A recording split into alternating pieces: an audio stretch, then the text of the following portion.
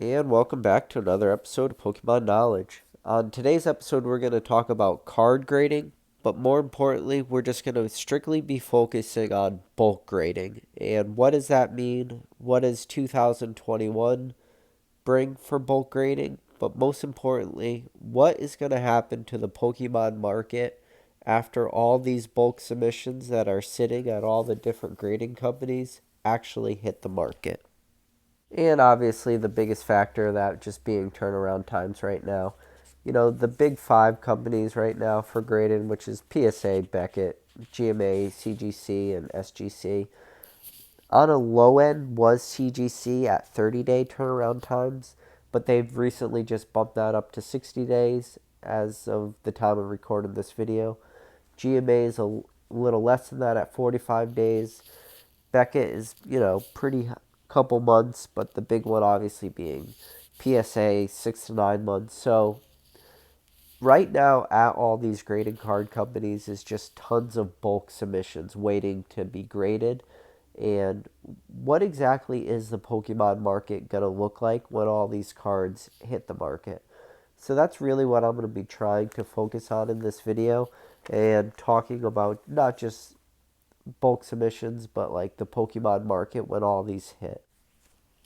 And the reason why people are grading these cards is, two reasons. One, obviously, being it's the max realized grade or condition that that card is ever going to be at. So if you send your card to any one of the grading companies, whatever grade that card gets is the highest grade that that card will ever get. Obviously, the condition for those cards will never increase. Sure, they could decrease if they weren't in slabs and they were handled improperly or they get damaged or, all those different factors. But when a card is actually encapsulated in the slab, it's the highest realized grade it will ever receive. And then also by, slabbing your cards and having them properly graded, whatever that true value of the card is, you're going to be able to get the max value of that card because of the grade. Because, just like I said, the investors know that the condition of that card will never change. And they have an independent third party telling them, okay, this is what the grade of this card actually is. And if you guys have ever done any shopping on third party like eBay, stuff like that, you know that seller's description a lot of times is not really in fact the true condition of that card. You could have a eBay seller saying the card is in excellent condition and it grades, a 5 because the people posting these auctions are not, most of the times they're not familiar with grading, or they're just straight up lying to try to sell their cards at a higher price. So with these cards eventually hitting the market, which is probably going to happen in the near term, and as the time of creating this video, it's December 24th, 2020. So I'm saying within the next 3 to 4 months, we're going to see all these cards start trickling into the market. So what exactly does that mean for us as collectors and investors? Well, a few things. One, I don't know how many people who have never graded cards in the past have sent big submissions to PSA, didn't realize the wait times, didn't realize the cost, and didn't realize final value fees. Because, let's just talk about prices real quick, I guess. PSA, obviously, $10 a card for bulk submissions, assuming that card is valued at less than $199. CGC, $8 with a max value of $100. GMA is $6 for bulk submissions with no declared value. BGS, $10. And I'm not even really going to talk about SGC because I don't think they're a very good contender right now for grading Pokemon cards with all the competition that's out there. But it's $15 a card for cards value less than 500.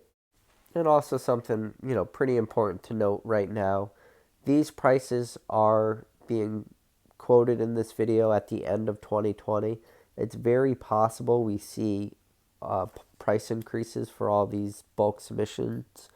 And if that does happen, I think the first company you may see that happen with is PSA. And the only reason I say that is because PSA was recently sold to, I think it was the Nat Turner Investment Group. And obviously, any investor group coming in buying a company saw a few things in PSA. One, they saw a company that was either mismanaged or poorly undervalued. And I think PSA was the first one. They were poorly managed. And the reason why I say that is because they've really failed in a lot of ways with turnaround times on these cards.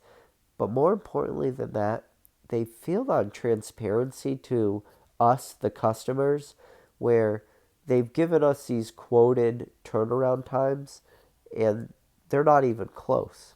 I mean, you could get a turnaround time be a few months off. There is the lack of transparency and the ability to actually get a hold of their customer service and to get an answer of the actual state of your cards is almost impossible. So I think that the Nat Turner Group coming in and buying Collectors Universe, and Collectors Universe obviously being the parent company of PSA, by them coming in and buying them, I'm hoping we see a lot of those issues disappear.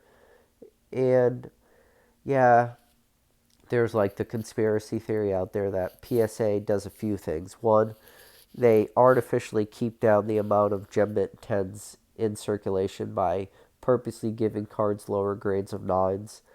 And I don't know if there's really truth to that, but there is a sense of truth to that in the sense that you can get a 9 from PSA, crack open the slab, resubmit it, and if you get lucky, you can sometimes get a PSA 10.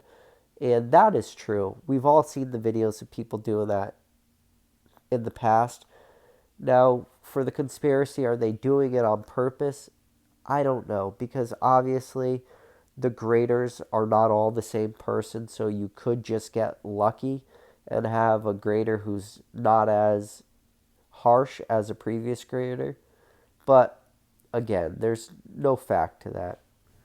And we don't really know what COVID is going to have an impact of 2021 again. Is it going to have a similar impact as it did in 2020, where there were some major shutdowns, non essential businesses were not allowed to go to work? Obviously, all these grading companies being one of them. Now, I don't foresee that happening, especially with vaccines coming out and everything. But at the time of this video, you at least can't rule it out. And more likely than not, it would be more on a state to state level. Obviously, PSA being based in Newport Beach, California, Beckett Grading's Dallas, Texas, GMA and CGC are both based out of Florida. So if there were major shutdowns, it would probably be at a state to state level. But I think the likelihood of that happening in 2020, especially with the vaccine and more things opening up, I don't think we will see that, but we can't completely rule it out. And especially in this video, because we are talking bulk submissions, and bulk submissions being what would hurt the most with if another shutdown did happen. So now, assuming that yes, we could get all the cards graded and they all do start coming back to us, what are the prices going to do for two things: vintage cards and modern cards? Because there's a lot of supply of both of those. Vintage cards, there's a lot of people who were sitting on old binders for years, sent their cards out, and they most likely, if they were sitting on those old binders, they're not familiar with the grading costs, as I've mentioned earlier in the video. So they might be hit with those. They can become astronomical cost to grade, especially if they did go with PSA. Because if you're sitting on a binder full of Gem-Mint 10s, let's say you did take extremely good care of your cards, a couple of those were first editions, a few of them were unlimiteds, maybe a couple were shadowless, and they all graded, say, 9s or 10s. Yeah, maybe that's a stretch for all those cards to grade so high, but let's say they do. you could be hit with thousands of dollars in final grading fees. So those people will have no other option than to immediately try to get those cards back and sell them to recoup some of their money, at least their grading costs, right? So for vintage, that's definitely has a possibility, but those are only going to be your high value cards. I don't think we're going to see a huge influx of commons and uncommon cards from PSA bulk submissions, with the exception of maybe the starters, like, like I said, Bulbasaur, Squirtle, Charmander, Pikachu. You might see an influx of those because those cards, I think their numbers are not justified at selling for at times $100. You got to remember, an unlimited box, you had 36 packs. Your chances of pulling a Charmander in one booster box, your chances are pulling 11 Charmanders out of 36 packs. And when you multiply that for Charmander, Bulbasaur, Squirtle, and Pikachu at 11 cards each, out of the 360 cards you're going to pull in total, oh, I'm sorry, it's even more than that because there's 11 cards per pack. But anyways, you're going to, out of one booster box, you have the chance of pulling 44 of those cards in total, 11 of each. It's a pretty high number. So if you had a booster box and you graded all 44 cards, it could be crazy. Now, as for modern, it gets a little trickier because most of your grades for vintage, you will struggle to get higher grades, 8, 9s, 10s. Because vintage cards, more likely than not, they were made for obviously a younger age group. They weren't made to be collected in the same way that they are now. And when I say that is, as soon as people open packs now, you have a pile of penny sleeves right next to you, and then next to that pile of penny sleeves is a pile of card saver ones. So as soon as you open a pack and you pull out a VMAX, you're instantly penny sleeving it, you're instantly putting it in a card saver one, and the next thing you're going to do is just send that directly to PSA. So modern cards have higher grades just because the care that would take it in those cards is much higher. So you're going to see a lot of people buying modern cards with very high grades, but not really understanding the amount of cards that are actually out there. And I think that's where the population reports are going to start to really shed some light, especially on modern cards, where you're going to start to see potentially 2, 3, 4,000 of some cards graded Gem Mint 10s. And if you do get to population reports that eventually become that high with that many Gem Mint 10s, I don't know if there's any cards right now that are really. I know there's a few cards that are right around the 2,000 graded that with modern cards that are Gem Mint 10.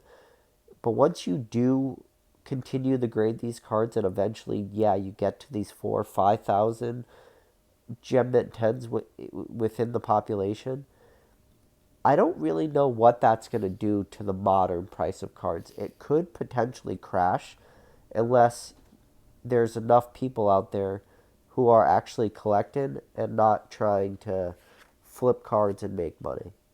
So with everything I'm saying, I'm not trying to scare away people, not trying to make people worried, because right now, do I think you can make money grading cards and flipping? And the answer is yes. I think even right now, low end, low valued cards, assuming you could attain these cards at the right price, there is a lot of money to be made. The problem with making money right now is you're going to have the thought in your mind that you're going to have to sell those cards at maybe not the lowest price that the market is offering, but definitely a price that's low enough to be competitive with other sellers. So If you're buying a lot of these cards with the sole purpose of grading and flipping, if you're already paying a premium on all these cards on the back end, when you do get your submissions returned back to you from the grading companies, you might not see a lot of that return that you were hoping for. And those will be the investors who probably get hurt the most. But the smart are pretty good. And especially in the very near term, I think there's still a lot of money to be made out there because the Pokemon market has not slowed down at all. And that is, I mean, obviously, if you've tried to get any kind of sealed product recently, all the releases that Pokemon has recently done, everything is sold out. Even pre orders are sold out. The demand right now for cards is just crazy. So the market is still there. Now, do I think we're in a bubble, especially for graded cards? Yes. Personally, I do think we're in a bubble, but there's a lot of money to be made in bubbles as long as you time them correctly. And the bubble has definitely not exploded yet, especially for Pokemon. But anyways, I don't want to make this video go on too long, so that's just my thought right now on bulk submissions as we stand at the end of 2020. But only time will tell. We'll have to wait to see what 2021 brings. And not just on bulk submissions, but on the graded Pokemon card market because of these bulk submissions. Anyways, guys, if you enjoyed this video, please help support the channel by liking, subscribing. Write a comment down below. Let me know what you think of bulk submissions. Do you think it's going to hurt the market? Or do you think we're going to be just fine? Alright, guys. Catch you on the next video.